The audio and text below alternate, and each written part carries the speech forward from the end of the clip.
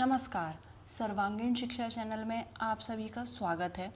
आज की कक्षा में हम वैदिक छंदों का विशिष्ट रूप से अध्ययन करेंगे।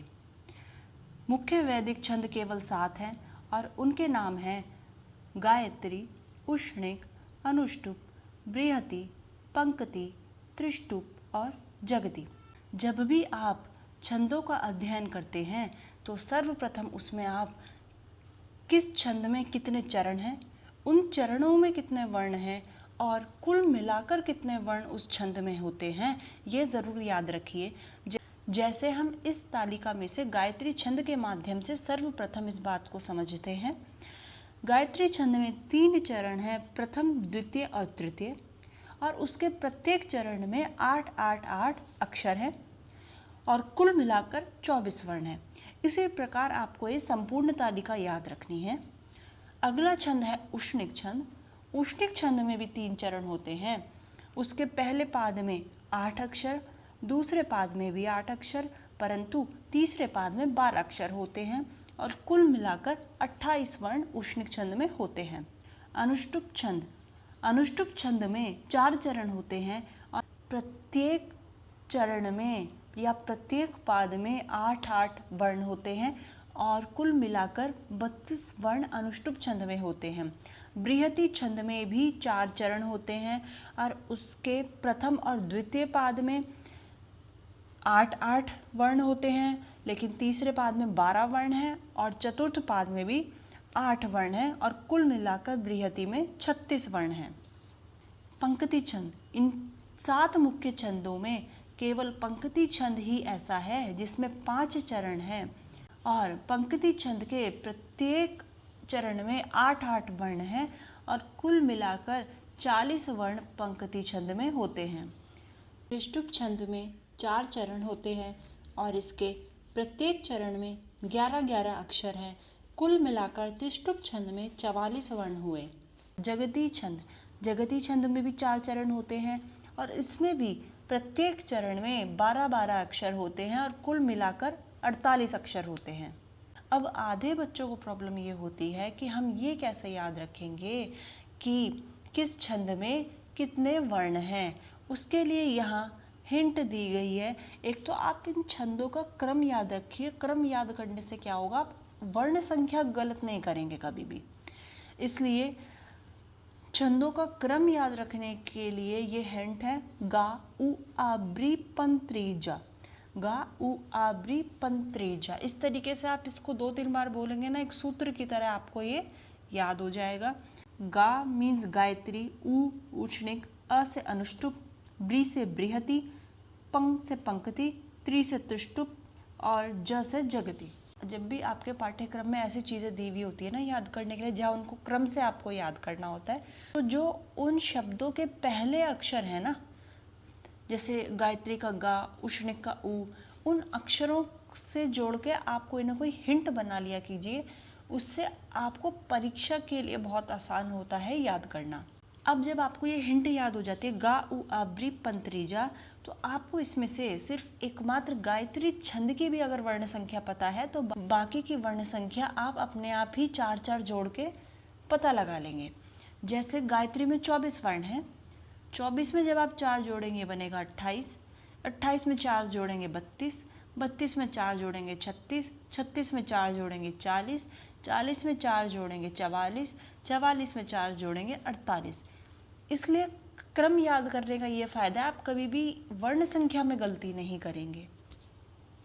ठीक है, अब आगे चलते हैं। छंद के इसी क्रम में आपकी परीक्षाओं में इन 7 मुख्य छंदों के अतिरिक्त भी प्रश्न पूछे जाते हैं। जैसे एक उदाहरण के माध्यम से हम समझते हैं, यदि आपकी परीक्षा में इस प्रकार का प्रश्न आता है कि 23 अक्षरों वाला छंद इनमें से कौन सा है, और आपको 4 ऑप्शन नीचे दिए जाते हैं, गायत्री, उष्णिक, बृहति, पंक्ति। अब आप सोचेंगे इसमें से किसी में भी 23 अक्षर तो हैं ही नहीं, लेकिन वह 23 अक्षर वाला छंद गायत्री छंद कहलाएगा और उसको हम निचृत गायत्री बोलेंगे। तो छंदों में आपको यदि एक अक्षर कम दिखता है तो वह निचृत कहलाएगा, यदि वहीं एक अक्षर अधिक दिख जाता है तो भूरिक कहलाएगा, 2 अक्षर कम दिखेंगे तो विराट छंद कहलाएगा और 2 अक्षर अधिक दिख जाते हैं तो स्वराट छंद कहलाएगा। आइए अब इसकी तालिका को भी हम समझते हैं। जैसे गायत्री छंद को लीजिए। गायत्री में सामान्यतः 24 वर्ण होते हैं। अगर आपसे पूछा जाता है प्रश्न निश्चित गायत्री में कितने वर्ण होते हैं, तो आप वहाँ 24 से 1 कम कर देंगे, 23 हो जाएंगे। आपसे दूसरा प्रश्न यह पूछा जाता है भूरिक गायत्री में कितने वर्ण होते हैं, तो आप वहाँ पे 24 से 1 अधिक कर देंगे तो 25 हो जाएगा। यदि आपसे वहीं पर यही प्रश्न पूछा जाता है विराट गायत्री में कितने वर्ण होते हैं, तो विराट में 2 कम करने हैं, 24 से 2 कम करेंगे तो 22 वर्ण हो जाएंगे। और यदि आपसे अगला प्रश्न यह पूछा जाए स्वराट गायत्री में कितने वर्ण होते हैं, तो वहाँ पे आप 2 ज़्यादा कर देंगे, 24 से 2 ज़्यादा कितने हो जाएंगे, 26 हो जाएंगे। सामान्यतः तो 24 होंगे गायत्री में, लेकिन निश्चित छंद जहाँ होगा वहाँ 1 कम हो जाएगा, भूरिक छंद में 1 अधिक हो जाएगा, विराट में 2 कम हो जाएगा और स्वराट में 2 अधिक हो जाएगा। इसी प्रकार इस संपूर्ण तालिका को आपको ध्यान में रखना है। अगर आपको इन 7 मुख्य छंदों की वर्ण संख्या याद है तो निश्चित, भूरिक, विराट, स्वराट, इन छंदों की वर्ण संख्या ज्ञात करने में आपको बिल्कुल भी समय नहीं लगने वाला, बिल्कुल भी दिक्कत नहीं होने वाली। अब अगले उदाहरण के माध्यम से समझते हैं उष्ण। उष्णिक में सामान्यतः हमने पढ़ा अभी 28 वर्ण होते हैं। अगर आपसे पूछा जाए निश्चित उष्णिक में कितने होते हैं, तो 1 कम कर दीजिए, 28 से 27 हो जाएंगे। भूरिक उष्णिक में कितने होते हैं, 1 अधिक कर दीजिए, 29 हो जाएंगे। अगर आपसे यह पूछा जाए विराट उष्णिक में कितने वर्ण होते हैं, तो सामान्य उष्णिक में तो 28 होते हैं, वहाँ पे आप 2 कम कर देंगे, 26 आ जाएगा। स्वराट उष्णिक में कितने वर्ण होते हैं, तो वहाँ पे आप 28 से 2 अधिक कर देंगे तो वहाँ 30 आ जाएगा। अनुष्टुप में 32 सामान्यतः वर्ण होते हैं। निश्चित अनुष्टुप में कितने वर्ण होंगे, 1 कम कर दीजिए, 31। भूरिक अनुष्टुप में कितने वर्ण होंगे, तो 1 अधिक कर दीजिए, 33। विराट अनुष्टुप में कितने वर्ण होंगे, 2 कम कर दीजिए, 30। स्वराट अनुष्टुप में कितने वर्ण होंगे, वहाँ 32 के 34 हो जाएंगे क्योंकि 2 अधिक हो जाते हैं। इसी प्रकार आगे की तालिका आप कर सकते हैं। अतिछंद विवरणम, अतिछंद के विषय में अब हम पढ़ेंगे। अगर आपको लगता है आपकी परीक्षा की दृष्टि से ये अतिछंद उतने महत्वपूर्ण नहीं है तो आप इन्हें छोड़ सकते हैं। एटलीस्ट आपको इससे पूर्व जो हमने छंदों के विषय में पढ़ा है वो ज़रूर याद रहना चाहिए। तो आइए अब अतिछंद के विषय में हम पढ़ते हैं। अतिछंद मुख्यतः 14 छंद हैं और इनका क्रम जगति के बाद से ही प्रारंभ हो जाता है। जगति में 48 वर्ण थे, उसके बाद आएगा अतिजगति। अतिजगति के बाद शक्वरी, शक्वरी के बाद अतिशक्वरी, अष्टि, अत्यष्टि, धृति, अतिधृति, कृति, प्रकृति, आकृति, विकृति, संस्कृति, अभिकृति और उत्कृति।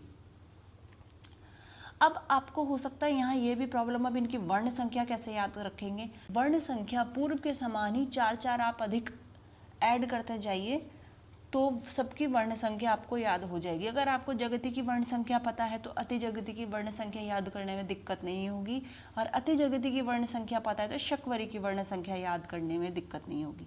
जगति में कितनी वर्ण संख्या थी, 48। 48 में 4 ऐड करेंगे 52, 52 में 4 ऐड करेंगे 56, 56 में 4 ऐड करेंगे 60, 60 में 4 ऐड करेंगे 64, 64 में 4 ऐड करेंगे 68। इस तरीके से आप 4-4 ऐड करते जाइए और इसमें संख्या सभी छंदों में पूर्व की अपेक्षा 4 अधिक संख्या है। अब यहाँ जैसे ये जगति, अतिजगति, शक्वरी, अतिशक्वरी, अष्टि, अत्यष्टि, धृति, अतिधृति, यहाँ तक तो याद करने में बच्चों को सामान्यतः कोई दिक्कत नहीं होती है। लेकिन आगे कृति, प्रकृति, आकृति, विकृति, संस्कृति, अभिकृति, उत्कृति, इन कृति, प्रकृति आदि में इसके प्रारंभिक अक्षर ले लिए कृ, प्र, आ, विषम, अभि, उत।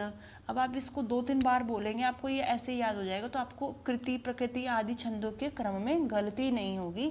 यदि आपको छंदों का क्रम याद है तो इनकी वर्ण संख्या में आप गलती नहीं करेंगे कभी भी। मित्रों, वैदिक छंदों से संबंधित आज की कक्षा हमारी यहीं समाप्त होती है। यदि आपको वीडियो अच्छी लगे तो प्लीज़ इसे लाइक ज़रूर कीजिएगा। यह वीडियो अवश्य ही आपकी परीक्षाओं के लिए सहायक सिद्ध होगी। धन्यवाद।